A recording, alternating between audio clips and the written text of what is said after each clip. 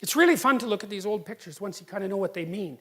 You know, at least that's what I've discovered, is that once I kind of understand the underlying rationale for, I mean, someone worked hard on that. That's an engraving, right? They took a long time making that picture. They're serious about it. And when you understand what it means,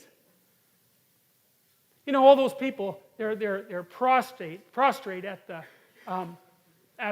revelation of the law. It's like, well, no wonder. It's like, break the law and see what happens. Break the universal moral law, man, and see what happens.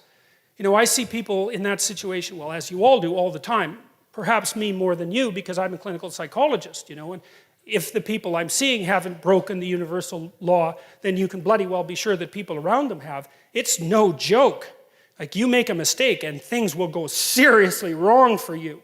And so it's no wonder that you'd be terrified at the revelation of the structure that governs our being. One of the things that's so remarkable about the Old Testament, this is another thing Nietzsche commented on. He was a real admirer of the Old Testament, not so much of the New Testament. He thought it was a sin for Europe to have glued the New Testament onto the Old Testament, because he thought the Old Testament was a really accurate representation of the phenomenology of being. It's like, stay awake, speak properly, be honest, or watch the hell out, because things will come your way that you just do not want to see at all. And it might not just be you, it might be everyone you know and everything about your culture that is demolished for generation after generation. It's like, stay awake and be careful. And I think that people only don't believe that when they're being hubristic. And I think that most people know that deep in their hearts. You know, when you get high on your horse, that happens fairly often. If you have any sense, you think, geez, I better be careful and tap myself down a fair bit, because if I get too puffed up, man, something's going to come along and take me out at the knees. And everyone knows that. Pride comes before a fall. It's like, if you have any, that's why it says in the Old Testament that fear of God is the beginning of wisdom. It's like, I've never, in all my years as a clinical psychologist, and this is something that really does terrify me, I have never seen anyone ever get away with anything at all, even once.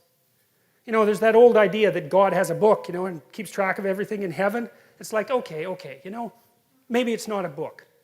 Fine. But that is a really useful thing to think about, because, well, and maybe you disagree. Maybe you think people get away with things all the time. I tell you, I've never seen it. What I see instead is that thing happens, right? Someone twists the fabric of reality. And they do it successfully because it doesn't snap back at them that moment. And then like 2 years later, something unravels.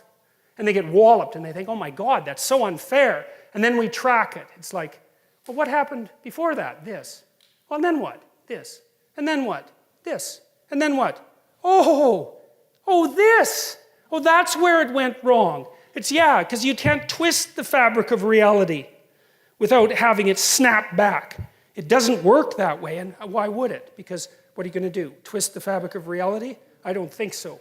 I think it's bigger than you. You know, and I think that one of the things that really tempts people is the idea that, well, I can get away with it. It's like, yeah, you try. You see how well that works. It's like you get away with nothing.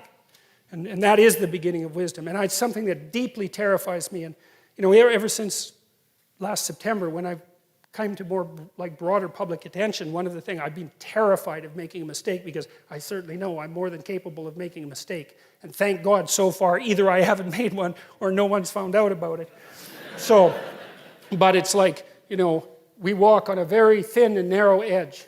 And we're very lucky when things aren't degenerating into chaos around us or rapidly moving to far too much order. And it's not an easy thing to stay on that line.